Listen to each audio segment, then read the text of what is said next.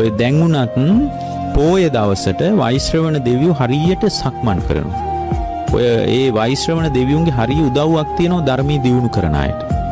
ඔය අපි මෙහි ඉන්න එක දෙවිවරු ගැන ඔළුවේ තියාන හිටියට මෙහි ඉන්නවනේ අපි දැන් මේ කතා කරන දෙවිවරු ටිකක්. ඒ අය ඔළුවේ තියාන හිටියට හොඳට පින් දෙන්න වෛශ්‍රවණ දෙවියන්ට. ධර්මයේ දියුණු කරන අයට මං කියන්නේ හැමදාමත් සතරවරන් රජවරුන්ට පින් දෙන්න. ධර්මයට පුදුම උදව් කරනවා. ඔය කැලෑවල ඉන්න ස්වාමීන් වහන්සේලාට එන හරියට උදව් කරනවා. ධර්මයේ දියුණු කරගෙන ඉන්න අයට වෛශ්‍රවණ දෙවියන්ගේ උපකාරය හරියට තියෙනවා.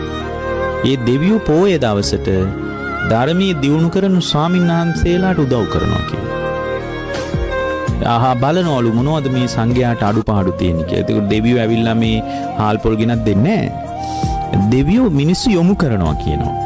මට එහෙම හරියට සිද්ධ වෙලා තිනවා. මම දන්න ස්වාමීන් වහන්සේ නමක් එහෙම වැඩ හිටියා. මේ උන්වහන්සේ හරියට ඒ දෙවියන්ගේ ආශිර්වාදය තිබුණා. ඔය ලග්ගල කැලෑවේ වැඩ හිටියේ. උන්වහන්සේ නිකන් මොකක් හරි අසනීප තත්ත්වයක් ආවොත් පහුවෙනිදාට පළවෙනි ගෙදරින් පළවෙනි දෙවෙනි ගෙවල් වලින් ඒකට අදාළ ඖෂධ හම්බ වෙනවා. මේ බුද්ධ කාලේ වනිමේ. ඒකට අර දෙවිවරු තමයි උදව් කරන්නේ ඒකට. මිනිසුන්ට නිකන් අපිට සමහර ඒවා නිකන් අහම්බෙන් හිතුනවා වගේ හිතුරට ඒවා පුරාණ හේතුඵල වලට සම්බන්ධයි.